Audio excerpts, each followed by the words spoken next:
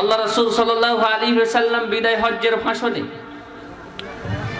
একটা বাণী ব্যক্ত করেছেন, আমি তোমাদের মাঝে দুইটা জিনিস রেখে যাচ্ছি, এই দুইটা জিনিসকে তোমরা যদি আঁকড়ে ধরে থাকো, কোশ্চিন কালেও তোমরা পথচ্যুত হবে না, পথভ্রষ্ট হবে না।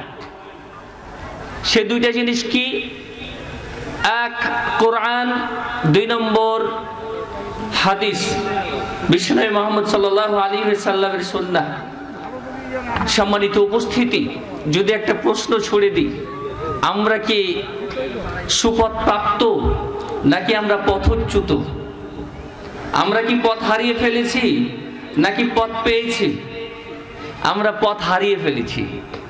আল্লাহ এবং তার রাসূল সাল্লাল্লাহু আলাইহি ওয়াসাল্লাম যে নির্দেশনা আমাদেরকে দিয়েছেন, সেই নির্দেশনার আলোকে আমরা জীবন গড়ছি না। আল্লাহ এবং তার রাসূল যা নিষেধ করেছেন, সেই নিষেধের মধ্যে আমরা অন্তর্ভুক্ত। সম্মানিত উপস্থিতি, আমরা যেন পথ হারিয়ে ফেলেছি। আমরা পথ হারিয়ে ফেলেছি কেন? আমাদের মাঝে নাই কোরআন, আমাদের মাঝে নাই হাদিস।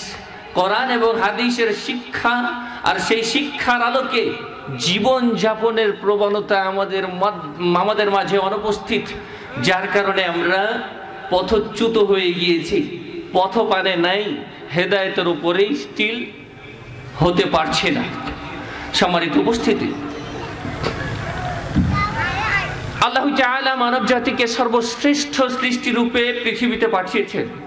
আমরা মানবরা আশরাফুল মাখলুকাত। আসমানে জমিনে আল্লাহ তাআলার অসংখ্য সৃষ্টি রয়েছে, রয়েছে প্রাণী, রয়েছে জড় পদার্থ, যত সৃষ্টি আছে সমস্ত সৃষ্টির মাঝে সেরা হচ্ছে মানুষ।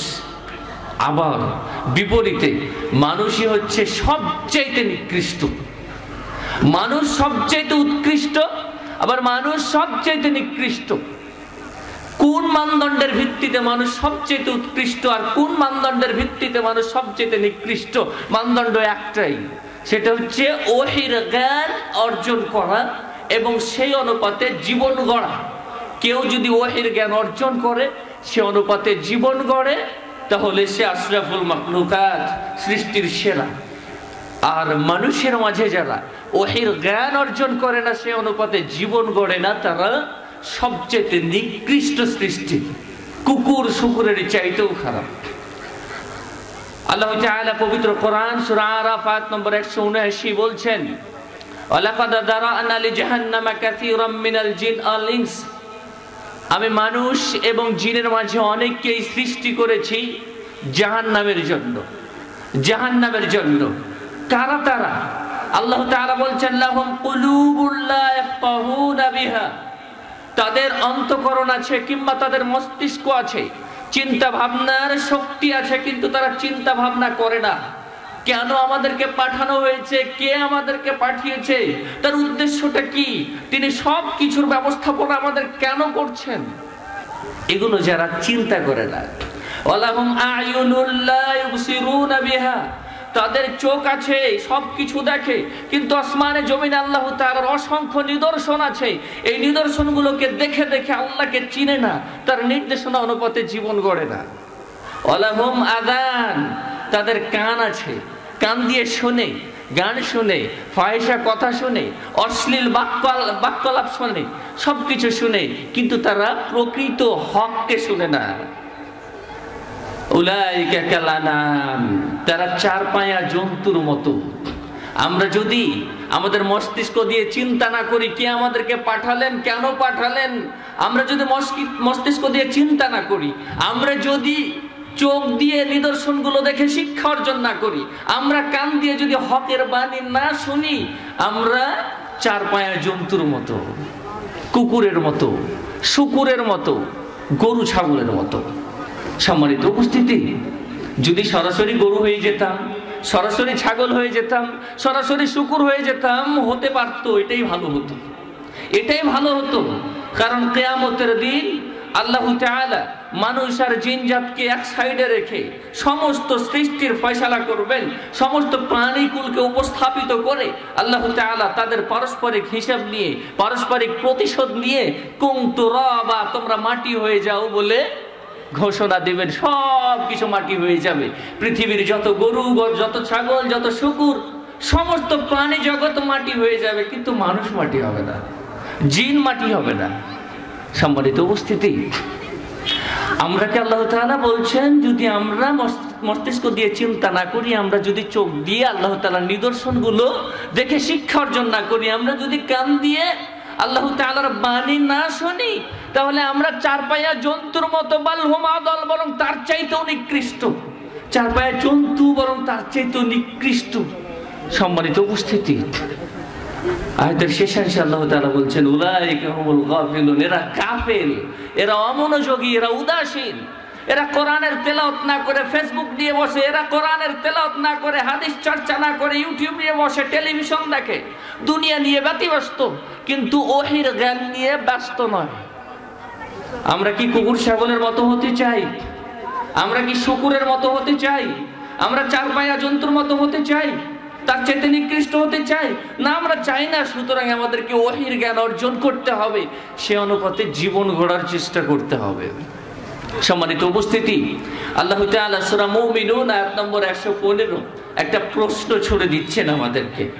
আল্লাহ তাআলা বলছেন আফাহাসিবতুম আন্নামা খালাকনাকুম আবাসা, হে মানব জাতি, তোমরা কি ধারণা করেছো যে আমি তোমাদেরকে অনর্থক সৃষ্টি করেছি? পৃথিবীতে এমনিতে এসেছো, আমি তোমাদের সব কিছু দিচ্ছি, তোমাদের চাহিদা যা কিছু সব কিছু ফিল আপ করছি, আমি বসে বসে দেখবো তোমরা যা ইচ্ছা তা করবে। এই জন্য কি তোমাদের সৃষ্টি? এই জন্য তোমরা পৃথিবীতে এসেছো। ওয়ান্নাকুম ইলাইনা লা তুরজাউন, আর তোমরা কি মনে করে নিয়েছো যে আমার নিকটে তোমাদেরকে ফিরে আসতে হবে না? সম্মানিত উপস্থিতি, আমরা যদি এটা মনে করে নিই যে আমাদেরকে যা ইচ্ছা তা করার জন্য আল্লাহ তাআলা সৃষ্টি করে দুনিয়াতে পাঠিয়েছেন, আর আল্লাহ তাআলার নিকটে আমাদেরকে আবার পুনরায় ফিরে যেতে হবে না, যদি আমরা এটা মনে করে নিই আমরা শুকুর, আমরা কুকুর, আমরা শুকুর কুকুরের চাইতেও নিকৃষ্ট। আর আমরা যদি এটা মনে করি যে আল্লাহ তাআলা অনর্থক আমাদেরকে সৃষ্টি করেননি, আমাদেরকে কোনো একটা উদ্দেশ্যে সৃষ্টি করেছেন, আর তার উদ্দেশ্য সম্বন্ধে আমরা সকলেই জানি, ওমা খালাকতুল জিন্না ওয়াল ইনসা ইল্লা লিয়াবুদুন, সূরা জারিয়াত আয়াত নম্বর 56 আল্লাহ তাআলা বলছেন মানুষ আর জিন জাতিকে সৃষ্টি করেছি শুধুমাত্র আমার দাসত্ব করার জন্য। আল্লাহর দাসত্বটা কি? আল্লাহ যা কিছু আদেশ করেছেন তা করা, যা নিষেধ করেছেন তার থেকে বিরত থাকা। এই জন্য আল্লাহ তাআলা আমাদেরকে সৃষ্টি করেছেন। সম্মানিত উপস্থিতি, আমরা কি দাসত্বের অধীন? আমরা কি দাসত্বের অধীন? আল্লাহ তাআলা 5 ওয়াক্ত সালাত আদা করতে বলেছেন, আমরা সালাত আদা করি না। আল্লাহ রাসূল সাল্লাল্লাহু আলাইহি ওয়াসাল্লাম আমাদেরকে দাড়ি ছেড়ে দিতে বলেছেন, আমরা দাড়ি কেটে ফেলছি। আল্লাহ রাসূল সাল্লাল্লাহু আলাইহি ওয়াসাল্লাম আমাদেরকে টাকনুর নিচে কাপড় পরতে নিষেধ করেছেন, আমরা টাকনুর নিচে কাপড় পরছি। আল্লাহর নিষেধ, রাসূলের নিষেধ আমরা মান্য করছি, আল্লাহ এবং তার রাসূল যা আদেশ করেছেন তা অমান্য করছি। সুতরাং আমরা দাসত্বের অধীন নই। আমরা যদি দাসত্বের অধীনে না আসি, আমরা কুকুর শুকুরের চাইতেও নিকৃষ্ট। আমরা কুকুর শুকুরের চাইতেও নিকৃষ্ট। আমরা যদি মনে করি যে আল্লাহ তাআলা আমাদেরকে একটা উদ্দেশ্যে সৃষ্টি করেছে, সেই উদ্দেশ্যের বাস্তবায়ন যদি আমরা ঘটাই, আর আমরা যদি মনে করি যে কিয়ামতের দিনে আল্লাহ তাআলা আমাদেরকে পুনরুত্থিত করবেন, এরপরে আমাদের ইহকালে আমরা যা কিছু করলাম সব কিছুর হিসেব আল্লাহ তাআলাকে দিতে হবে, আর সেই অনুপাতে যদি আমরা জীবন গড়ি, তাহলে আমরা সৃষ্টির সেরা আজীব, আমরা সৃষ্টির সেরা আজীব। সম্মানিত উপস্থিতি, আম্মা মান খাফা মাকাম রাব্বি ওয়া নাহান নাফসা আনিল হাওয়া, যে ব্যক্তি রবের সম্মুখে দাঁড়ানোকে ভয় করে, কিয়ামতের দিনে আমাদেরকে পুনরুত্থিত হতে হবে, রবের সামনে দাঁড়িয়ে আমাদেরকে জবাব দিতে হবে, এটাকে যারা ভয় করে এবং মনের খারাপ চাহিদা থেকে যারা বিরত থাকে, ফাইনাল জান্নাতা হিয়াল মাওয়া, জান্নাত হবে তাদের আবাসস্থল। আমরা কি পরকালে দাঁড়াবো? পরকালে কি আমাদেরকে দাঁড়াতে হবে? পরকালে আল্লাহ তাআলা আমাদেরকে পুনরুত্থান ঘটিয়ে তার সম্মুখে কি দাঁড় করাবেন? করাবেন। আমরা কি সেই দিনের জন্য প্রস্তুতি নিচ্ছি? সেই দিন যে আল্লাহ তাআলা আমাদেরকে গ্রেফতার করবেন, আমাদেরকে প্রশ্ন করবেন, সে প্রশ্নের উত্তর দেওয়ার জন্য কি আমরা প্রস্তুত হচ্ছি? যদি আমরা হয়ে থাকি তাহলে আমরা সৃষ্টির সেরা, আর যদি আমরা সেই দিনের প্রস্তুতি না নিই তাহলে আমরা সৃষ্টির মধ্যে সবচেয়ে অধপতিত। সম্মানিত উপস্থিতি, আগামীকাল একজন পুলিশের সামনে আমাকে যেতে হবে, একজন এমপির সামনে আমাকে কিছু কথা বলতে হবে, আজ থেকে থরথর করে কাঁপি, কিন্তু বিশ্ব প্রতিপালক আল্লাহ তাআলার সম্মুখে আমাদেরকে দাঁড়াতে হবে। ইহকালে আমরা যা কিছু করলাম সমস্ত কিছুর জবাব আমাদেরকে দিতে হবে। সেই দিনটাকে কি ভয় লাগে না আমাদের? যদি আমাদের ভয় লাগে, সেই দিনটিকে যদি আমরা ভয় করি, সে অনুপাতে যদি আমরা জীবনযাপন করি, তাহলে আমরা সেরা। যদি সে অনুপাতে জীবনযাপন না করি, আমরা সবচেয়ে নিকৃষ্ট। সম্মানিত উপস্থিতি, মানব জাতির মাঝে আমরা মুসলিমরা স্পেশাল জাতি, আমরা মুসলিমরা স্পেশাল জাতি। আল্লাহ তাআলা পবিত্র কোরআনে সূরা আল ইমরান আয়াত নম্বর 110 বলছেন, কুনতুম খায়রা উম্মাহ, হে পৃথিবীর মুসলিম, তোমরা শ্রেষ্ঠ জাতি রূপে পৃথিবীতে আবির্ভূত হয়েছো, শ্রেষ্ঠ জাতি হিসেবে পৃথিবীতে এসেছো। তোমাদের দায়িত্ব হচ্ছে তা'মুরুনা বিল মা'রুফ ওয়া তানহাউনা আনিল মুনকার, তোমরা মানুষকে ভালো কাজের আদেশ করবে আর মন্দ কাজের নিষেধ করবে। ভালো কাজের আদেশ, মন্দ কাজের নিষেধ তোমরা করবে। এজন্যই তোমাদের পৃথিবীতে আগমন। পৃথিবীর ইহুদিরা খারাপ কাজ করে, পৃথিবীর ইহুদিরা খারাপ কাজ করে, পৃথিবীর ইহুদিরা ভালো কাজ করে না, পৃথিবীর খ্রিস্টানরা খারাপ কাজ করে, পৃথিবীর হিন্দু, বৌদ্ধ, অন্যান্য অমুসলিম ক্যাটাগরিতে যারা সবাই মন্দ কাজ করছে, ভালো কাজ করছে না। মুসলিম নামধারী অনেকে ভালো কাজ করছে না, মন্দ কাজের মধ্যে লিপ্ত। সম্মানিত উপস্থিতি, তারা যেন মন্দ কাজ না করে, তারা যেন সৎ কাজে নিজেদেরকে আত্মনিয়োগ করে, এজন্য আমাদেরকে কি করতে হবে? সৎ কাজের আদেশ, অসৎ কাজের নিষেধ করতে হবে। এজন্য পৃথিবীতে আমাদের আগমন, এজন্যই আমরা পৃথিবীতে আগমন করেছি। কিন্তু আমরা সৎ কাজের আদেশ তো দূরে থাক, অসৎ কাজের নিষেধ তো দূরে থাক, নিজেই সৎ কাজ করি না, নিজেই অসৎ কাজের মধ্যে আমরা প্রলিপ্ত। সম্মানিত উপস্থিতি, আমরা কি সেরা নাকি আমরা সবচেয়ে নিকৃষ্ট? আমরা কি সেরা না আমরা সবচেয়ে নিকৃষ্ট? আমরা সবচেয়ে নিকৃষ্ট হয়ে যাচ্ছি, আমরা সৃষ্টির মধ্যে সবচেয়ে নিকৃষ্ট হয়ে যাচ্ছি। কারণ আমরা সৎ কাজের আদেশ, অসৎ কাজের নিষেধ এটা তো করি না, বরং সৎ কাজ নিজেই করি না, অসৎ কাজ আমরা বরাবর করতেই আছি। আল্লাহ রাসূল সাল্লাল্লাহু আলাইহি ওয়াসাল্লাম বলেছেন, তিরমিজি 2169 নম্বর হাদিস, রাসূল সাল্লাল্লাহু আলাইহি ওয়াসাল্লাম বলছেন, ওয়াল্লাযী নাফসি বিয়াদিহি, ওই সত্তার শপথ যার হাতে আমার প্রাণ, তার শপথ করে বলছি, লা তা'মুরুন্না বিল মা'রুফ, হে মুসলিম জনতা, তোমরা অবশ্যই সৎ কাজের আদেশ করবে, ওয়ালা তানহাউন্না আনিল মুনকার, আর অসৎ কাজে নিষেধ করবে। সৎ কাজের আদেশ, অসৎ কাজের নিষেধ অবশ্যই অবশ্যই তোমরা করবে। যদি তোমরা এমনটা না করো, আওলা ইউশিকান্নাল্লাহু আইয়াবাত আলাইকুম ইয়াকাবাম মিন, আল্লাহ তোমাদের সমষ্টি যত মানুষ আছো তোমাদের সকলের উপরে আল্লাহ তাআলা শাস্তি পাঠাবেন। সুম্মা তাদউনাহু, তারপরে তোমরা আল্লাহ তাআলার নিকটে দোয়া করবে, ফালাইস্তাজাবু লাকুম, তোমাদের দোয়া কবুল হবে না। আমরা বিভিন্ন রকমের দুর্যোগ এর মধ্যে অবস্থান করছি, পৃথিবীতে বিভিন্ন রকমের দুর্যোগ ও মহামারী চলছে, আমাদের নৈতিক অবক্ষয় অবনতি ঘটেছে। সম্মানিত উপস্থিতি, বিভিন্ন রকমের সমস্যার মধ্যে আমরা পৃথিবীতে অবস্থান করছি। আল্লাহ তাআলার নিকট কিন্তু আমরা এখন দোয়া করছি, আল্লাহ এই সমস্যাটা দূর করো। বলেন তো, দোয়াগুলো কবুল হচ্ছে? অনেক অনেক মানুষ এখন আক্ষেপের সাথে বলছে, দোয়া তো অনেক করছি, দোয়া কবুল হয় না। দোয়া কবুল কেন হয় না? এজন্য হয় না যে আমরা সৎ কাজের আদেশ এবং অসৎ কাজের নিষেধ করছি না, সৎ কাজ নিজেই করছি না, অসৎ কাজে নিজেই জড়িয়ে আছি, যার কারণে আমাদের দোয়াগুলো কবুল হচ্ছে না। সম্মানিত উপস্থিতি, সৎ কাজের আদেশ, অসৎ কাজের নিষেধ, সৎ কাজ অসৎ কাজ নিরূপণ করব কার দৃষ্টিকোণে? কার দৃষ্টিকোণে? চলচ্চিত্রের জগতে যারা আছে তাদেরকে যদি বলা হয় সৎ কাজ কি, তারা বলবে সিনেমা হল তৈরি হোক, সিনেমা হলের লোকজন যাক, আমাদের ভালো ভালো মানে নায়ক নায়িকা আসুক, তাদের দৃষ্টিতে এগুলো সৎ কাজ। সম্মানিত উপস্থিতি, কার দৃষ্টিকোণে সৎ কাজ অসৎ কাজ নিরূপণ করব? কার দৃষ্টিকোণে? বিশ্বপ্রভু আল্লাহ তাআলার দৃষ্টিকোণে। আল্লাহ তাআলা যে সৎ কাজের আদেশ করেছেন, অসৎ কাজের নিষেধ করেছেন, সেই সৎ কাজ, সেই অসৎ কাজে আমাদেরকে, সেই সৎ কাজের আদেশ অসৎ কাজের নিষেধ আমাদেরকে করতে হবে। সম্মানিত উপস্থিতি, আল্লাহ তাআলার সৎ কাজের নির্দেশনা, অসৎ কাজের নিষেধাজ্ঞা কোন বইগুলোতে এসেছে, কোন পুস্তকগুলোতে এসেছে? পদার্থবিজ্ঞানে, রসায়নে, জীববিজ্ঞানে কোন জায়গায় এসেছে? কোরআনে হাদিসে। কোরআনে হাদিসে।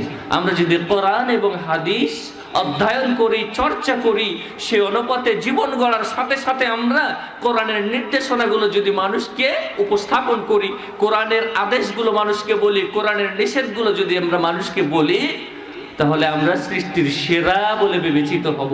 আর যদি না বলে, সৃষ্টির সবচেয়ে অধম বলে বিবেচিত হব। সম্মানিত উপস্থিতি, এই জন্য আমাদেরকে সৎ কাজের নিষেধ, সৎ কাজের আদেশ এবং অসৎ কাজের নিষেধ করতে অবশ্যই কোরআন এবং হাদিসের জ্ঞান অর্জন করতেই হবে। কোরআন এবং হাদিসের জ্ঞান অর্জন করতেই হবে। আল্লাহ রাসূল সাল্লাল্লাহু আলাইহি ওয়াসাল্লাম সহিহ বুখারী হাদিস নম্বর 80-তে বলছেন, ইন্না মিন আশরাতিস সাআহ কিয়ামতের আলামা, কিয়ামতের আলামা, মহাবিশ্ব ধ্বংসের চিহ্ন। আসমান ধ্বংস হয়ে যাবে, জমিন ধ্বংস হয়ে যাবে, মহাবিশ্বের সব কিছু ধ্বংস হয়ে যাবে। যে চিহ্নগুলো পৃথিবীতে বর্তমান থাকলে তার অন্যতম চিহ্ন হচ্ছে আইয়ুরফাল ইলম, এলেম উঠে যাবে, এলেম উঠে যাবে। 2 নম্বর হচ্ছে ওয়ায়াসবুতাল জাহলু, মূর্খতার সয়লাভ ঘটবে। 3 নম্বর ওয়াইশরাবাল খামরু, মদ পান করা হবে। 4 নম্বর ওয়ায়াযহারা জিনা, জিনা প্রকাশিত হবে। এই 4টি আলামত যদি পৃথিবীতে থাকে, তাহলে পৃথিবীর মানুষ, পৃথিবীর মাখলুক যেন কিয়ামতের শঙ্কা করে, কিয়ামত হয়ে যেতে পারে, মহাবিশ্ব ধ্বংস হয়ে যেতে পারে। সম্মানিত উপস্থিতি, এই 4টি আলামা বর্তমান নাকি এখনো সামনে আছে? 200 বছর পরে, 500 বছর পরে, 1000 বছর পরে এই আলামাগুলো বাস্তবায়িত হবে নাকি এখনই হচ্ছে? আইয়ুরফাল ইলম, এলেম উঠে যাবে। যদি প্রশ্ন করি, এলেম কি উঠে যাচ্ছে? না, এলেম তো উঠছে না। এখন জ্ঞান বিজ্ঞানের অগ্রগতি হচ্ছে, মানুষ বিভিন্ন শিক্ষা প্রতিষ্ঠানে অধ্যয়ন করছে, গবেষণা হচ্ছে, অনেক কিছু হচ্ছে।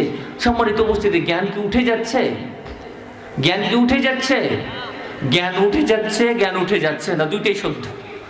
দ্বীনি জ্ঞান উঠে যাচ্ছে, দুনিয়াবি জ্ঞান প্রকাশ হচ্ছে, প্রকাশিত হচ্ছে। দুনিয়াবি জ্ঞানে সবাই ডিগ্রি অর্জন করছে, দুনিয়াবি জ্ঞান প্রকাশ হয়ে গিয়েছে, দুনিয়াবি জ্ঞান সয়লাভ ঘটেছে, কিন্তু দ্বীনি জ্ঞান নাই বললেই চলে। এখন যদি মুসল্লিদেরকে জিজ্ঞেস করি আল্লাহ সংক্রান্ত কয়েকটি বিষয় নিয়ে, আল্লাহ সংক্রান্ত কয়েকটি বিষয় নিয়ে সঠিক উত্তর নাই। বিশ্বনবী মুহাম্মদ সাল্লাল্লাহু আলাইহি ওয়াসাল্লাম তাকে কেন্দ্র করে কয়েকটি জিজ্ঞাসা যদি উত্থাপিত হয়, উত্তর নাই। কোরআন নিয়ে যদি প্রশ্ন করা হয়, উত্তর নাই। যদি ঈমান নিয়ে প্রশ্ন করা হয়, উত্তর নাই। যদি শিরক বিষয়ে প্রশ্ন করা হয়, উত্তর নাই। যদি বলা হয় যে আপনারা তো মুসলিম, 5 ওয়াক্ত সালাত আদায় করেন, সূরা ফাতিহার অনুবাদটা করেন, সূরা ফাতিহার অনুবাদটা একটু করেন, হয়তো পারবে না। অনেক মুসল্লি ফার্স্ট কাতারে নামাজ পড়ে, তাকে যদি বলা হয় আলহামদুলিল্লাহি রাব্বিল আলামিন, এর অর্থ কি জানে না। কোন কোন কাজগুলো করলে সালাত নষ্ট হয়ে যায়, কোন কোন কাজগুলো করলে সিয়াম নষ্ট হয়ে যায় জানে না। আইয়ুরফাল ইলম, এলেম উঠে যাবে, এলেম উঠে যাচ্ছে, সত্য। এলেম উঠে যাচ্ছে, এটা সত্য, এলেম উঠে যাচ্ছে। 2 নম্বর, মূর্খতার সয়লাভ ঘটেছে, মূর্খতার সয়লাভ ঘটেছে। কিভাবে ফরজ গোসল করতে হয় অনেক মুসল্লির জানা নাই, অনেক মুসলিম এটা জানে না যে কিভাবে ফরজ গোসল করতে হয়। অনেক মুসলিম ইসলামের অনেক বিষয় জানে না। ইসলামের জানার বিষয়, ইসলামের জ্ঞানে অধিকাংশ মুসলিম এখন মূর্খ হয়ে গিয়েছে, তো মূর্খতার সয়লাভ ঘটেছে। 3 নম্বর, মদ পান করা হচ্ছে না নামে বেনামে, নামে বেনামে মদ পান করা হচ্ছে না, অনেকেই মদের সাথে জড়িত, মাদকাসক্ত। আর 4 নম্বর, জেনা হচ্ছে, চারিদিকে জেনার ছড়াছড়ি, বিভিন্ন জায়গায় পতিতালয় তৈরি হয়েছে।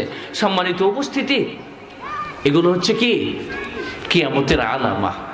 এই আলামা যদি আপনার আমার উপর দিয়ে বাস্তবায়িত হয়, আপনি আমি যদি আলামাগুলোকে বাস্তবায়ন করি, অর্থাৎ আপনি আমি যদি দ্বীনি জ্ঞান অর্জন না করি, আপনি আমি যদি মূর্খতা প্রদর্শন করি, মানে দ্বীনি জ্ঞান অর্জন না করার কারণে যদি মূর্খ হই, আপনি আমি যদি মদ পান করি, আপনি আমি যদি জিনার সাথে জড়িত হই, তাহলে আলামাগুলো আপনার আমার উপর দিয়ে বাস্তবায়িত হচ্ছে।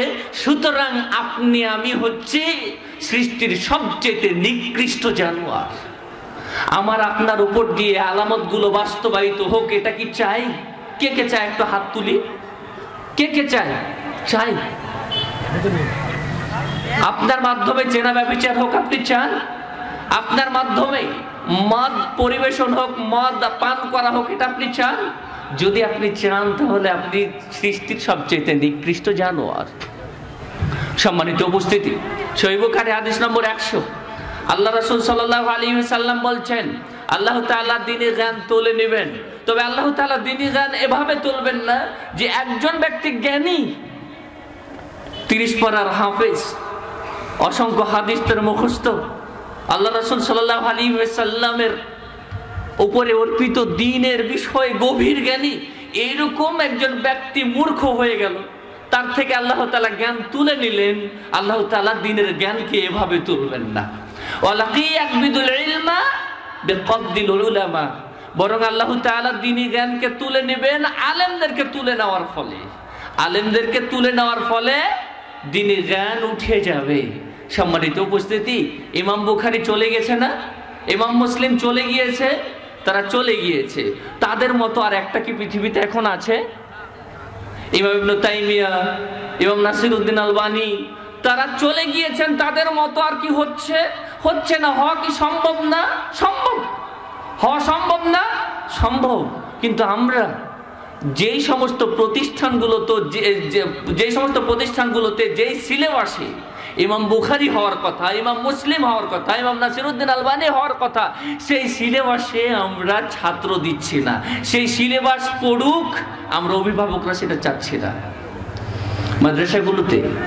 মাদ্রাসাগুলোতে একই পিতার 2 সন্তান, একটা সন্তান পড়ে আধুনিক ইউনিভার্সিটিতে বা কলেজে কিংবা বুয়েটে, আর আরেকটা সন্তান পড়ে মাদ্রাসাতে। একই পিতার 2 সন্তান, ওই সন্তানের পিছনে যে সন্তান আধুনিক শিক্ষা প্রতিষ্ঠানগুলোতে অধ্যয়ন করছে, লেখাপড়া করছে, ওই সন্তানের পিছনে ওই পিতাই 15,000, 20,000, 30,000 খরচ করছে প্রতি মাসে। কিন্তু ওই পিতারই আরেক সন্তান যে মাদ্রাসায় লেখাপড়া করছে, তার পিছনে ব্যয় করে 2,500, 2,000 টাকা। সম্মানিত উপস্থিতি, তাহলে ইমাম বুখারী তৈরি হবে? ইমাম মুসলিম তৈরি হবে? ইমাম বুখারী, ইমাম মুসলিম তৈরি হওয়া সম্ভব নয়? অবশ্যই সম্ভব, কিন্তু আমরা সম্ভবপর করে তুলছি না। কিন্তু আমরা এই জায়গাটাতে ইনভেস্ট করছি না, এই জায়গাগুলোতে আমরা অনাগ্রহ প্রদর্শন করছি। রাসূল সাল্লাল্লাহু আলাইহি ওয়াসাল্লাম বলছেন, হাত্তা ইযা লাম ইবকি আলিমান, যখন কোনো আলেম থাকবে না, ইমাম বুখারী, ইমাম মুসলিম তাদের মতো যখন কোনো আলেম থাকবে না, আধা জ্ঞানী, অল্প জ্ঞানী, এইরকম আলেমদেরকে জনমণ্ডলী তারা তাদের ধর্মীয় নেতা বানাবে, মসজিদের মেম্বারগুলোতে জায়গা দেবে, মাদ্রাসায় মুহতামিম হিসেবে জায়গা দেবে। ফাসুইলু ফাফতাউ, তাদেরকে জিজ্ঞেস করা হবে, তারা ফতোয়া দিয়ে দিবে। বেগয়রে ইলম, ইলম ছাড়াই ফতোয়া দিয়ে দিবে। ইলম ছাড়া ফতোয়া কেন দিবে? কারণ তারা গভীর জ্ঞানী নয়। কোরআন এবং হাদিস থেকে তারা উত্তর দিতে পারবে না। এই জন্য তারা কি করবে? ইলম ছাড়াই উত্তর দিয়ে দিবে। তারপরে তারা চিন্তা করবে। মসজিদ ভরা মুসল্লির সামনে একজন আমাকে প্রশ্ন করেছে, আমি যদি উত্তর না দিই তাহলে সমস্ত মুসল্লি আমাকে বলবে যে আমি মূর্খ, আমি জানি না। যার কারণে সে উত্তর দিয়ে দিচ্ছে। অল্প বিদ্যা থাকার কারণে তার মধ্যে ঈমান ও তাওয়াক্কুল এগুলোর ঘাটতি আছে, এগুলো কমতি আছে, যার কারণে সে উত্তর দিয়ে দিচ্ছে। সম্মানিত উপস্থিতি, আমার এক উস্তাজের কথা মনে হয়। উস্তাজ নদীর ওই পারে তার বাড়ি, নদীর ওই পারে পটল চাষাবাদ হয়। তো নদীর ওই পারে তিনি গিয়েছেন, মাদ্রাসা থেকে ওই পারে গিয়েছেন। তো ওই পারে কিছু ছেলে মেয়ে পটল তুলছে। তো ওই ছেলে মেয়েগুলো উস্তাদকে দেখে, যখন উস্তাদ ছাত্র, তাকে দেখে বলছেন, তুমি তো মাদ্রাসায় লেখাপড়া করো, তাহলে সমস্ত কিছুর আরবি জানো? তো বলছে, হ্যাঁ সমস্ত কিছুর আরবি জানে। তো বলো তো তাহলে পটলের আরবি কি? ওস্তাদ তৎক্ষণাৎ পটলের আরবি তার জানা নাই। তখন তিনি চিন্তা করলেন, তিনি বললেন, সে সময়ের অনুভূতি, তিনি যখন ছাত্র তখন তিনি চিন্তা করলেন যে এরা তো কেউ জানে না, এরা তো কেউ জানে না যে পটলের আরবিটা কি, সুতরাং একটা বললেই হয়। সুতরাং উস্তাদ বলে দিলেন পটলের আরবি হচ্ছে পটলাতন। সম্মানিত উপস্থিতি, আজকে বর্তমানে দেখা যাচ্ছে একটা মসজিদে একজন একটু জানে আর কেউ কিছু জানে না। সুতরাং যিনি খুতবা দিচ্ছেন, যিনি মোটামুটি জানেন, একটু জানেন, যিনি খুতবা দিচ্ছেন তিনি যা ইচ্ছা তা বলছেন, কারণ তিনি জানেন যে আমার সামনে যারা বসে আছে তারা গরু ছাগলের মতো কিছুই জানে না, ধর্মীয় জ্ঞান রাখে না। সম্মানিত উপস্থিতি, আমরা যখন কোনো এরকম মজলিসে আলোচনা করি, যখন আলেম ওলামার উপস্থিতি, আলোচনা করতে গিয়ে শীতকালে ঘেমে যায়, কিন্তু যখন দেখি আমার সামনে যারা বসে আছেন নাদান, কিছুই জানে না, তখন যে কোনো ভাবে আলোচনা করে দিই। সম্মানিত উপস্থিতি, আল্লাহ তাআলার ভয় তৈরি হয় না অল্প বিদ্যার কারণে, আল্লাহ তাআলার ভয় তৈরি হয় না, যার কারণে উলট পালট ফতোয়া এখন সয়লাভ ঘটে গিয়েছে। আল্লাহ রাসূল সাল্লাল্লাহু আলাইহি ওয়াসাল্লাম বলছেন, হাত্তা ইযা লাম ইবকি আলিমান, যখন গভীর জ্ঞানী আলেমরা থাকবে না, ইত্তাখাযান নাস রুসান জুহালা, মানুষরা জাহেলদেরকে ধর্মীয় নেতা বানাবে, ফাসুইলু, সঙ্গত কারণে তাদেরকে বিভিন্ন বিষয়ে প্রশ্ন করা হবে, ফাফতাউ, তারা ফতোয়া দিয়ে দিবে, বেগয়রে ইলম ছাড়াই, ফাদাল্লু আদাল্লু, ফলে তারা নিজেরা ভ্রষ্ট হবে এবং তারা ভ্রষ্ট করে দিবে জনমণ্ডলীকে। আমরা কি এরকম একটা সিচুয়েশন, এরকম একটা পরিবেশ চাই? এটা কি আমাদের কাম্য পরিবেশ? সম্মানিত উপস্থিতি, এই পরিবেশের উন্নতি আমাদেরকে ঘটাতেই হবে, এই পরিবেশের উন্নতি আমাদেরকে ঘটাতেই হবে। পিতাদের মনোমস্তিষ্ক থেকে এই চিন্তাকে দূর করতে হবে যে আমাদের ছেলেটাকে যদি আমরা মাদ্রাসায় লেখাপড়া করাই, তাহলে আমাদের ছেলে রসিদ কেটে বেড়াবে, আমাদের ছেলে চেয়ে চেয়ে বেড়াবে, ভিক্ষা বৃত্তি করবে। এই চিন্তা চেতনাটাকে আউট করতে হবে আমাদের নলেজ থেকে। এই চিন্তা চেতনাটাকে আমাদের নলেজ থেকে, আমাদের জ্ঞান থেকে, আমাদের মস্তিষ্ক থেকে আউট করতে হবে। আমাদের সন্তানগুলোকে যেই প্রতিষ্ঠানগুলো ওহীর জ্ঞান শিক্ষা দেয়, যে প্রতিষ্ঠানগুলো ওহীর জ্ঞান শিক্ষা দেয়, কোরআন এবং হাদিসের শিক্ষা দেয়, ওই প্রতিষ্ঠানগুলোতে পাঠাতে হবে এবং ওই প্রতিষ্ঠানগুলোতে ইনভেস্ট করতে হবে। সন্তানের যেন কোনো রকমের প্রেশার না থাকে, আর্থিক কোনো চিন্তা যেন না থাকে, সন্তান যেন খুব ভালোভাবে লেখাপড়া করতে পারে, এজন্য সন্তানের পিছনে ইনভেস্ট করতে হবে খুব বেশি। সম্মানিত উপস্থিতি, আপনাদের কাছে একটা জিজ্ঞাসা, একজন সন্তানকে আপনি আধুনিক শিক্ষায় শিক্ষিত করলেন, যে সন্তান যে টেবিলে পড়ে ওই টেবিলে কোরআন এবং হাদিসের কোনো বই পুস্তক নাই, আলমারিতে কোনো বই পুস্তক নাই, কোরআন এবং হাদিসের চর্চাই করে না, আধুনিক শিক্ষায় তাকে শিক্ষিত করছেন। 30 বছর বয়স পর্যন্ত আপনি তার খরচ বহন করলেন, 30 বছরে অনেক খরচ আপনি করলেন। বলেন তো, এই 30 বছর বয়স পর্যন্ত তার পিছনে যত খরচ করেছেন, এই টাকাগুলোর বিনিময় কিয়ামতের দিনে পরকালে পাবেন? আচ্ছা, আপনার সন্তানটা প্রতিপালিত হলো, 30 বছর পর্যন্ত তাকে আপনি খরচ বহন করলেন, 30 বছর বয়সে সে একটা চাকরি পেল।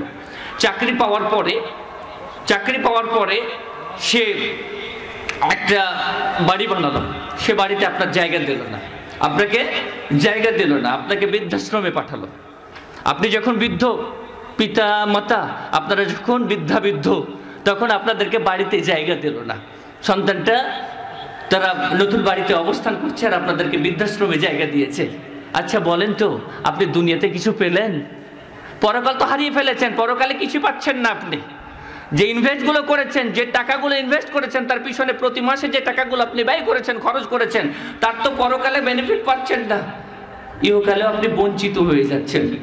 যদিও বা আপনি দুনিয়াটা পান, পরকাল কি পাচ্ছেন না। কিন্তু একটা সন্তান, তাকে যদি আপনি কোরআন হাদিস লেখাপড়া করান, তার পিছনে যত টাকা খরচ করবেন, সমস্ত টাকার বিনিময়ে কিয়ামতের দিনে আল্লাহ তাআলা আপনাকে দিয়ে দেবেন ইনশাআল্লাহ।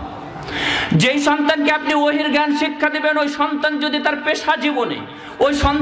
তার পেশা জীবনে খুব বেশি ইনকাম না করে, উপার্জন না করে, সে সময়ে যদি আপনি অসুস্থ হন, আপনাকে যেই সন্তানকে পিতামাতা ওহীর জ্ঞান শিক্ষা দেবে না, হতে পারে ওই পিতাকে দুনিয়াতে বঞ্চিত হতে হবে, তাকে বৃদ্ধাশ্রমে যেতে হবে। আর এটা তো সত্য, পরকাল বঞ্চিত। তাহলে আপনি কোনটা নেবেন? কোনটা করবেন? সম্মানিত উপস্থিতি, আব্দুল্লাহ ইবনে মাসউদ রাদিয়াল্লাহু তাআলা আনহুর একটা হাদিস, আদাবুল মুফরাদ 794 নম্বর হাদিস, তিনি বলছেন ইন্নাকুম ফি জামান, তার সাথী যারা সাহাবী তাবেঈ যারা সাথী আছেন তাদেরকে বলছেন ইন্নাকুম ফি জামান, তোমরা এমন একটা জামানায় পৃথিবীতে বর্তমান, পৃথিবীতে এমন একটা সময়ে তোমরা আছো যখন কাসীরুন ফুকাহাউহু, ফাকিহদের সংখ্যা, গুণীদের সংখ্যা, জ্ঞানীদের সংখ্যা, গভীর জ্ঞানীদের সংখ্যা অনেক বেশি। কলিলুম খুতাবাউহু, খাতিবের সংখ্যা কম, বক্তার সংখ্যা কম, বক্তার সংখ্যা কম। কলিলুন সুআলুহু, প্রশ্নের সংখ্যা কম। কাসীরুম মুতুহু, তবে প্রশ্ন যদি উত্থাপিত হয়, প্রশ্ন যদি উত্থাপিত হয়, কোরআন এবং হাদিস দিয়ে উত্তরদাতার সংখ্যা অনেক বেশি। জামানাটা সুন্দর না? জামানাটা সুন্দর না? অনেক সুন্দর একটা জামানা। যখন সবাই জ্ঞানী, খাতিব লাগবে, বক্তা লাগবে, এরকম আলোচনার প্রয়োজন হবে। সবাই যখন জ্ঞানী, কে কার আলোচনা শুনবে? সবাই যখন জ্ঞানী, তখন প্রশ্ন কি করা হবে? যে জানে না সেই তো প্রশ্ন করে। সবাই যদি জানে তাহলে প্রশ্ন কম হবে না বেশি হবে? প্রশ্ন কম হবে। আর সবাই যখন জানে তাহলে কোরআন এবং হাদিস দিয়ে উত্তর অনেক বেশি হবে। সম্মানিত উপস্থিতি, সেই জামানাটা অনেক সুন্দর একটা জামানা। সেই সময়ে আল আমালু ফি ইকাইদুল লিল হাওয়া, মনোপ্রবৃত্তি, মনের চাহিদা, খারাপ যে কামনা বাসনা, মানুষের মন, ইন্না নাফসা লাআমারাতুম বিসসু, মানুষের মন খারাপ কাজে আদেশ করে থাকে।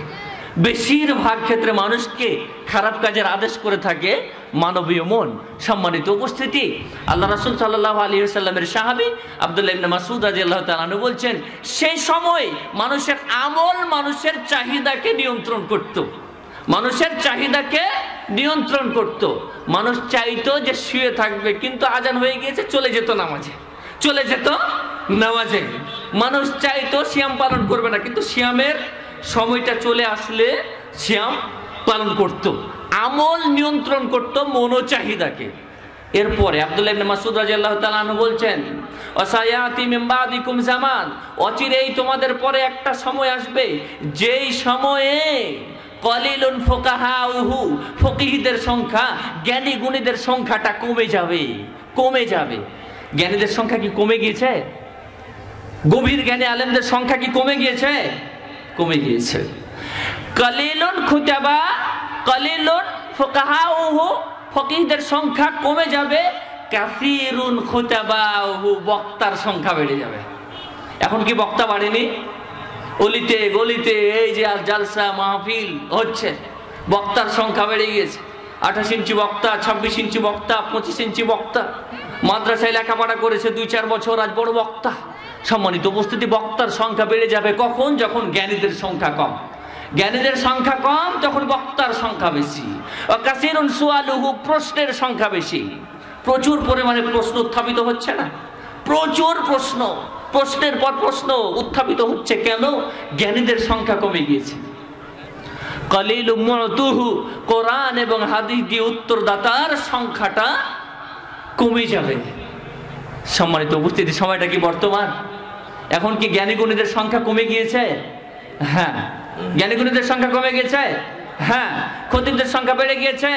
হ্যাঁ। প্রশ্নের সংখ্যা বেড়ে গিয়েছে? হ্যাঁ। কোরআন এবং হাদিস দ্বারা প্রশ্নের, কোরআন এবং হাদিস দ্বারা উত্তরদাতার সংখ্যা কমে গেছে? হ্যাঁ। এমতো অবস্থায় আল হাওয়া ও কয়দুল লিল আমাল, মানুষের মনো চাহিদা হবে মানুষের আমলকে নিয়ন্ত্রণকারী। আমরা বাংলাদেশ এবং পাকিস্তানের একটা ম্যাচ দেখছি, এই মতো অবস্থায় আসরের আজানটা হয়ে গেল। কিছুক্ষণ পরে বললাম মসজিদের একটু যদি পরে আজান দিত, মানে আমি চাচ্ছি আমি খেলাটা দেখব, আর ওইদিকে আমল আমাকে ডাক দিচ্ছে। আমি আমলটা না করে আমি ওই আমার মনো চাহিদাকেই পূর্ণ করছি। সময়টা কি বর্তমান না? তো আমরা যদি এটাকে বাস্তবায়ন করি, এটা যদি আমাদের মাধ্যমে বাস্তবায়িত হয়, তাহলে আমরা নিকৃষ্টদের অন্তর্ভুক্ত, আমরা নিকৃষ্ট সৃষ্টিদের পর্যায়ভুক্ত। সম্মানিত উপস্থিতি, আমরা কি আমাদের আমলকে কন্ট্রোলার বানাবো আমলকে নিয়ন্ত্রণকারী বানাবো আমাদের প্রবৃত্তির চাহিদার উপরে, নাকি প্রবৃত্তির চাহিদাকে আমরা নিয়ন্ত্রক বানাবো আমাদের আমলের উপরে? কোনটা করব? আমলকে নিয়ন্ত্রক বানাবো নাকি প্রবৃত্তির চাহিদাকে? মনো চাহিদাকে কি নিয়ন্ত্রক বানাবো? বানাবো না, কিন্তু বানাচ্ছি তো। এই যে মাহফিল শুনে ফজরের নামাজে ঘুমিয়ে যাব, ঘুমিয়ে যাওয়ার পরে ফজরের আজানটা শুনতে পাবো, অ্যালার্ম বাজছে, অ্যালার্ম বন্ধ করে দিচ্ছে। ফজরের আজান শোনার পরে আবার গায়ে কম্বলটা ভালোভাবে জড়িয়ে আমরা ঘুমিয়ে যাচ্ছি। সম্মানিত উপস্থিতি, আমরা কি করছি? আমলকে নিয়ন্ত্রক বানাচ্ছি নাকি আমরা মনো চাহিদাকে নিয়ন্ত্রক বানাচ্ছি? আমরা আমাদের মনকে প্রভু বানিয়ে ফেলেছি, আমরা মন পূজারী হয়েছি, আমরা মুশরিকদের অন্তর্ভুক্ত হয়ে যাচ্ছি। সম্মানিত উপস্থিতি, এই অবস্থার অবশ্যই পরিবর্তন করতে হবে। যদি আমরা পরিবর্তন না করতে পারি, যদি আমাদের দ্বারা এই অবস্থাটা পরিবর্তন না হয়, তো আমরা নিকৃষ্ট জানোয়ারদের অন্তর্ভুক্ত। আমাদেরকে ওহির জ্ঞান অর্জন করতে হবে, ওহির জ্ঞান অনুপাতে জীবন যাপন করতে হবে, এবং আমাদের অধস্থন বংশধর যারা, তাদেরকে ওহির জ্ঞান শিক্ষা দিতে হবে। সম্মানিত উপস্থিতি, আদম আলাইহিস সালামকে আল্লাহ তাআলা সৃষ্টি করেছিলেন, করার পরে তার স্ত্রী হাওয়া আলাইহিস সালামকে সৃষ্টি করলেন। তারপরে ঘটনা পরিক্রমা আমাদের জানা। আল্লাহ তাআলা আদম এবং হাওয়াকে বললেন, কুলনা হাবিতু মিনহা জামিআ, তোমরা সকলেই বের হয়ে যাও। সকলেই, মাত্র তো দুইজন, আদম এবং হাওয়া মাধ্যমে তো আমরা সকলে এসেছি পৃথিবীতে। হ্যাঁ, আদম এবং হাওয়া, আমাদের রুট হচ্ছে আদম এবং হাওয়া, আমাদের রুট আদম এবং হাওয়া। সুতরাং আল্লাহ তাআলা আমাদেরকে সহ আদম এবং হাওয়া আলাইহিস সালামকে বললেন যে তোমরা জান্নাত থেকে বের হয়ে চলে যাও। তারপরে তোমাদের উপরে আমার হেদায়েতের বাণী আসবে পৃথিবীতে। হ্যাঁ, ফাইম্মা ইয়াতিয়ান্নাকুম মিন্নি হুদান ফামান তাবিআ হুদায়া ফালা খাউফুন আলাইহিম ওয়ালা হুম ইয়াহজানুন। এই পৃথিবীর বুকে যখন তোমরা আসবে, আমার পক্ষ থেকে হেদায়েতের বাণী আসবে। ওই হেদায়েতের বাণী যারা অনুসরণ করবে, হেদায়েতের বাণী যারা অনুসরণ করবে, তাদের কোনো দুশ্চিন্তা নাই, তাদের কোনো চিন্তার কারণ নাই। আল্লাযীনা কাফারু ওয়া কাযযাবু বিআয়াতিনা, কিন্তু যারা কুফরি করবে, এগুলোকে অস্বীকার করবে আর এগুলোকে মিথ্যা প্রতিপন্ন করবে, ফাউলাইকা আসহাবুন নার, তারা জাহান্নামের অধিবাসী, তারা জাহান্নামের অধিবাসী। সম্মানিত উপস্থিতি, আল্লাহর পক্ষ থেকে হেদায়েতের বাণী যুগে যুগে নবী রাসূলদের উপরে আসেনি? সর্বশেষ নবী বিশ্বনবী মুহাম্মদ সাল্লাল্লাহু আলাইহি ওয়াসাল্লামের উপরে হেদায়েতের বাণী তো এসেছে, বাণী এসেছে, বাণী এসেছে। সে হেদায়েতের বাণীর আলোকে কি আমরা আমাদের জীবন গঠন করছি, জীবন যাপন করছি কি সে হেদায়েতের বাণীর আলোকে? করছি না, করছি না। যদি করতাম তো কিয়ামতের দিনে কোনো দুশ্চিন্তা থাকতো না। তাহলে দুশ্চিন্তা থেকে যাচ্ছে আমাদের। আমরা যেহেতু হেদায়েতের বাণী অনুসরণ করছি না, হেদায়েতের বাণী যেহেতু অনুসরণ করছি না, তাহলে কিয়ামতে একটা দুশ্চিন্তা আছে, আমাদের দুশ্চিন্তা আছে। পরের আয়াতে কি বলা হচ্ছে? যারা কুফরি করে, আমরা অস্বীকার করি না, হয়তো অস্বীকার করি না, কিন্তু ওয়াকাযযাবু, যারা মিথ্যা প্রতিপন্ন করে, আমরা কিন্তু মিথ্যা প্রতিপন্ন করছি। আল্লাহর আদেশ না মেনে, তার নিষেধ বর্জন না করে, কিন্তু আল্লাহর ওই নির্দেশনার কি করছি? আমরা মিথ্যা প্রতিপন্ন করছি। সুতরাং হয়ে যেতে পারি আগুনের অধিবাসী। কার অধিবাসী? আগুনের অধিবাসী। আর যদি কুফরি হয় তাহলে হুম ফিহা খালিদুন, ওই আগুনের মধ্যে চিরস্থায়ী। সুতরাং আমাদের একটা কিন্তু খারাপ সিচুয়েশন সামনে যেন আছে। এই অবস্থার, এই সিচুয়েশনের পরিবর্তন কি করব নাকি করব না? করব নাকি করব না? সম্মানিত উপস্থিতি, হেদায়েতের বাণীর অনুসরণ, তার যদি জ্ঞান না থাকে তাহলে অনুসরণ সম্ভব? কোরআন এবং হাদিসের জ্ঞান যদি আমাদের মস্তিষ্কে না থাকে, তাহলে সে অনুপাতে জীবন গড়ার প্রবণতা কি আসবে? আমরা যদি চারিদিকে কোরআন সাজিয়ে রাখি, আমাদের বিছানায় কোরআন, আমাদের টেবিলে কোরআন, আমাদের আলমারিতে কোরআন, আমাদের মাথার চাঁদের উপরে কোরআন যদি রাখি, আমাদের মাথার উপরে যদি কোরআন রাখি, আমাদের পকেটে কোরআন, আমাদের হাতে কোরআন, বুকে কোরআন, সব জায়গায় যদি কোরআনের স্তূপ রাখি, হেদায়েত পাবো? পাবো হেদায়েত? না, পাবো না। ওই কোরআনকে চর্চা করতে হবে। আমরা তো তারা রমজান মাস আসলে একটু একটু কোরআন পড়ি, আর রমজান মাস চলে যাওয়ার সাথে সাথে ওই ঈদের দিন, ঈদের রাত, যেটা আগে রাত আসে তারপরে দিন, আরবি বর্ষপঞ্জি অনুপাতে আগে রাত তারপরে দিন, ওই ঈদের যেদিন রাত, সেই রাতে আমরা কোরআনটাকে একটা মালাটে একটা কাপড় দিয়ে বেঁধে আলমারিতে তুলে রাখি। রমজান মাস যখন আসে তখন আমরা কি করি, আবার মুসল্লি হই, আবার আমরা যেন মুত্তাকি হই। ওই আলমারির থেকে কোরআনটা বের করে আমরা কি করি, ফু দিয়ে একটু হয়তো কয়েকদিন লেখাপড়া করি। সম্মানিত উপস্থিতি, এভাবে যদি আমরা লেখাপড়া করি তাহলে কোরআন থেকে কি হেদায়েত পাবো? আমাদেরকে প্রতিনিয়তই কোরআন এবং হাদিসের চর্চা করতে হবে, প্রতিনিয়তই কোরআন এবং হাদিসের চর্চা করতে হবে, আর সে অনুপাতে জীবন করতে হবে। আপনার ভিতরে যখন জ্ঞান থাকবে তখন আমল আপনার দ্বারা সম্ভব। আপনার ভিতরে জ্ঞান যদি না থাকে আমল সম্ভব নয়। আপনার ভিতরে জ্ঞান না থাকলে আমল সম্ভব নয়। সম্মানিত উপস্থিতি, আমরা দুনিয়া নিয়ে ব্যস্ত হয়ে পড়েছি, আমরা দুনিয়া নিয়ে ব্যস্ত হয়ে পড়েছি। দিনে জ্ঞান অর্জনের আমাদের যেন সময়ই নাই।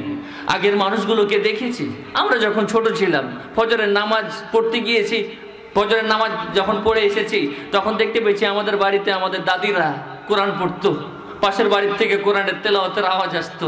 এখন ওটা আর আসে না, এখন ওইটা আর আসে না, তেলাওয়াতই নাই, জাস্ট তেলাওয়াত সেটাও নাই, ওটাকে নিয়ে গবেষণা সেটা তো নাই। আল্লাহ তাআলা একটা প্রশ্ন করছেন, আফালা ইয়াতাদাব্বারুনাল কুরআন আম আলা কুলুবিন আকফালুহা, তারা কি কোরআন নিয়ে গবেষণা করবে না, নাকি তাদের অন্তরে রয়েছে তালা? আমরা কি কোরআন নিয়ে গবেষণা করি? গবেষণা করি না। সুতরাং আমাদের অন্তরের মধ্যে তালা ঝুলে আছে, আমাদের অন্তরের মধ্যে তালা ঝুলে আছে। এই তালাকে খুলতে হবে। এই তালা যদি খুলতে না পারি, এই তালা যদি না খুলি জাহান্নামে জায়গা হবে। তালাটা খুলে আমাদেরকে কোরআন এবং হাদিসের চর্চা বাড়াতে হবে এবং সে অনুপাতে জীবনযাপনের চেষ্টা করতে হবে। সম্মানিত উপস্থিতি, আমাদের সন্তানগুলো পৃথিবীতে যারা আসবে, আমাদের সন্তান, সেই সন্তানদের ব্যাপারে আমাদের অনেক দায়িত্ব আছে, আমাদের অনেক দায়িত্ব আছে। সম্মানিত উপস্থিতি, আল্লাহ তাআলা চাইলে পারতেন না পৃথিবীর সমস্ত মানুষকে একসাথে পৃথিবীতে পাঠিয়ে দিতে? পারতেন না? এটা আদম আলাইহিস সালাম থেকে নিয়ে একেবারে কিয়ামতের সন্নিকটে, কিয়ামতের দিনে যে সন্তানটা জন্মগ্রহণ করবে সকলকে একসাথে পাঠাতে পারতেন না? পাঠাতে পারতেন, কিন্তু আল্লাহ তাআলা এভাবে পাঠাননি, ক্রমে পাঠাচ্ছেন।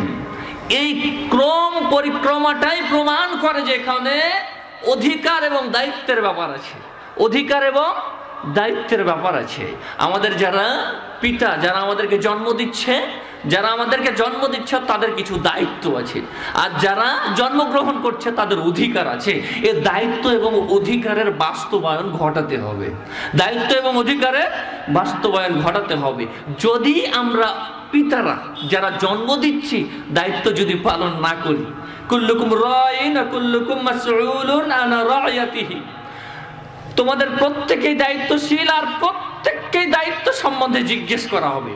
আমার সন্তান সে যদি ওহীর জ্ঞান অর্জন না করে, সে যদি ওহীর জ্ঞানের অনুপাতে জীবন না গড়ে, তাহলে আমাকে আল্লাহ তাআলা কাঠগড়ায় দাঁড় করাবেন, আমার কাছ থেকে জবাব নেবেন।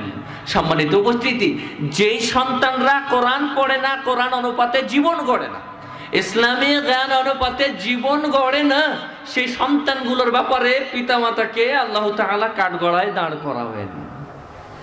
সম্মানিত উপস্থিতি, প্রত্যেকটা পিতা দায়িত্বশীল, দায়িত্বশীলতার পরিচয় অবশ্যই দিতে হবে। সন্তানরা অধিকারী, যে পিতারা তাদেরকে নির্দেশনা দিবে, পিতারা তাদেরকে ইসলামিক জীবন ব্যবস্থার নিরিখে জীবন যাপনে বাধ্য করবে, এটা সন্তানদের অধিকার, এটা সন্তানদের অধিকার। আজকে অনেক পিতামাতা আক্ষেপ করে বলে, গুমড়ে গুমড়ে কাঁদে আর বলে, আমার সন্তানটা নষ্ট হয়ে গেল, আমার সন্তানটা নষ্ট হয়ে গেল, আজকে অমুকের মেয়েকে নিয়ে পালিয়ে গিয়েছে, আজকে মদ খেয়ে ধরা পড়েছে, আজকে চুরি করে ধরা পড়েছে। অনেক পিতামাতা এরকম আক্ষেপগুলো করছে না? করছে। অনেক সন্তান কারো মেয়েকে নিয়ে পালাই যাচ্ছে, অনেক সন্তান মাদকাসক্ত, অনেক সন্তান জেনা করছে, অনেক সন্তান চুরি করছে, অনেক সন্তান চাঁদাবাজির সাথে জড়িত। সম্মানিত উপস্থিতি, অনেক পিতামাতায় কিন্তু ডুকরে ডুকরে কেঁদে কেঁদে মরছে যে আমার সন্তানটা নষ্ট হয়ে গেল কেন? ওহির শিক্ষা তাকে দেওয়া হয়নি এজন্য, ওহির শিক্ষা তাকে দেওয়া হয়নি এজন্য। মহামারী, দুর্যোগ এগুলোর মোকাবেলায় আমরা খুব বেশি সচেতন, কিন্তু আমাদের সন্তানগুলোর নৈতিক অবক্ষয় ঘটছে, আমাদের সন্তানগুলোর নৈতিক অবক্ষয় ঘটছে, এই ব্যাপারে কিন্তু আমরা সচেতন না। ধরা পড়ে যাব সম্মানিত উপস্থিতি, আমরা কিন্তু ধরা পড়ে যাব আল্লাহ তাআলার কাছে। সুতরাং সন্তানদের ব্যাপারে দায়িত্বশীলতার পরিচয় অবশ্যই অবশ্যই আমাদেরকে দিতে হবে, অবশ্যই দিতে হবে। আল্লাহ তাআলা পবিত্র কোরআনে সূরা আনফাল আয়াত নম্বর 29 বলছেন, ওয়ালামু আন্নামা আমওয়ালুকুম ওয়া আওলাদুকুম ফিতনাহ। হে মানব মণ্ডলী, জেনে রাখো যে তোমাদের সন্তানগুলো আর তোমাদের ধন সম্পত্তিগুলো তোমাদের জন্য পরীক্ষা। তোমাদের সন্তান, তোমাদের ধন সম্পত্তি তোমাদের জন্য পরীক্ষা। আমাদের যত সন্তান, সব সন্তান আমাদের জন্য পরীক্ষা। সন্তানরা যদি, আমাদের অধস্থন সন্তানরা যদি সৎ কাজ করে, আশা করতে পারি তাদের সৎ কাজে যত নেকি হয় সমস্ত নেকি আমি পাবো। আর যদি আমাদের অধস্থন সন্তান মাদকাসক্ত, নারী আসক্ত, চাঁদাবাজি, বাটপার, লুটতরাজ, চোর, এগুলো যদি আমাদের সন্তানরা হয়, সমস্ত সন্তানের ব্যাপারে আল্লাহ তাআলার নিকটে আমাদেরকে জবাব দিতে হবে। আমরা কি জবাব দেব? আমরা কি সন্তানদের ওই দায়িত্ব নিয়ে আল্লাহ তাআলার কাঠগড়ে দাঁড়াবো? সম্মানিত উপস্থিতি, এই জন্য আমাদের সন্তানরা যেন ওহির জ্ঞানে আলোকিত হয়, ওহির জ্ঞান অনুপাতে আমাদের সন্তানরা যেন জীবন গড়ে, এই জন্য আমাদেরকে ওহির জ্ঞান শিক্ষা দিতে হবে, ওহির জ্ঞান শিক্ষা দিতে হবে। সময়টা ডিসেম্বর, আমাদের একটা পরীক্ষা চলছে। আমরা আমাদের সন্তানকে আধুনিক শিক্ষা প্রতিষ্ঠানগুলোতে পাঠাবো নাকি বিভিন্ন মাদ্রাসাগুলোতে যেখানে কোরআন এবং হাদিসের শিক্ষা দেওয়া হয় সেখানে পাঠাবো? আমাদের একটা পরীক্ষার সময় কিন্তু বর্তমান ডিসেম্বর মাস, প্রত্যেকটা প্রতিষ্ঠান ওপেন হয়ে আছে, ভর্তি চলছে। সম্মানিত উপস্থিতি, এই সময় আমাদেরকে পরীক্ষায় উত্তীর্ণ হওয়ার চেষ্টা করতে হবে। সর্বশেষে একটা হাদিস বলে আমাদের আলোচনা শেষ করব। আল্লাহ রাসূল সাল্লাল্লাহু আলাইহি ওয়াসাল্লাম বলছেন যে তোমরা বনি আদমরা শুনে রাখো, কিয়ামতের ময়দানে আল্লাহ তাআলার ওই যে বিচারের যে ময়দান, ওই বিচারের ময়দান থেকে আদম সন্তানের এক পা এদিক ওদিক সরবে না, নড়বে না, যতক্ষণ পর্যন্ত 5টা প্রশ্ন বনি আদমকে করা না হবে। একটি প্রশ্ন হচ্ছে তার বয়স সম্বন্ধে, তার বয়স সে কোন কাজে অতিবাহিত করেছে। 2 নম্বর ওয়ান শাবাবিহি, তার যৌবনকাল সম্বন্ধে আল্লাহ তাআলার স্পেশাল জিজ্ঞাসা। যৌবনকাল সম্বন্ধে আল্লাহ তাআলা প্রশ্ন করবেন যে যৌবন কোন কাজে অতিবাহিত করেছো। 3 নম্বর প্রশ্ন তার ধন সম্পত্তি প্রসঙ্গে, যে ধন সম্পত্তি কোত্থেকে উপার্জন করেছো, উৎসটা কি ছিল, প্রতিটি টাকার হিসেব আল্লাহ তাআলা নেবেন। 4 নম্বর আর কোথায় খরচ করেছো, ধন সম্পত্তি উপার্জন করে কোথায় খরচ করেছো, প্রতিটি টাকার হিসেব আল্লাহ তাআলা নেবেন, কোন কোন জায়গায় আমরা খরচ করেছি। আর 5 নম্বর প্রশ্ন হবে এলেম অনুপাতে, যতটুকু জ্ঞান রাখতে সে অনুপাতে কি আমল করতে। এই 5টি প্রশ্নের জবাব কিয়ামতের ময়দানে, হাসরের ময়দানে আমাদেরকে দিতে হবে। এই 5টি প্রশ্নের জবাবের ব্যাপারে আমরা যেন এখনই প্রস্তুত হই। আল্লাহ তাআলা আমাদেরকে ওহীর জ্ঞান অর্জন করার যেন তৌফিক দেন, আল্লাহুম্মা আমিন। আল্লাহ তাআলা আমাদেরকে যেন ওহীর জ্ঞান অর্জন করার তৌফিক দেন, আল্লাহুম্মা আমিন। আমরা যেমন আমাদের অধস্তন বংশধর যারা আসবে তাদেরকে যেন ওহীর জ্ঞান দিতে পারি, ওহীর জ্ঞানের আলোকে তাদেরকে যেন আমরা পরিচালিত করতে পারি। আল্লাহ তাআলা সে তৌফিক, সে সৌভাগ্য আমাদেরকে দিন, আল্লাহুম্মা আমিন। আমরা যেন ইসলামী জীবন বিধান অনুপাতে জীবন যাপন করতে পারি, সে তৌফিক আল্লাহ তাআলা আমাদেরকে দেন, আল্লাহুম্মা আমিন। বারাকাল্লাহু লানা ওয়া লাকুম বিল কোরআনিল আযীম ওয়া ইয়্যানা ওয়া ইয়্যাকুম বিল কোরআনিল হাকীম। আকুলু কওলি হাযা আস্তাগফিরুল্লাহ লি ওয়া লাকুম ওয়া লিসাইরিল মুসলিমিন।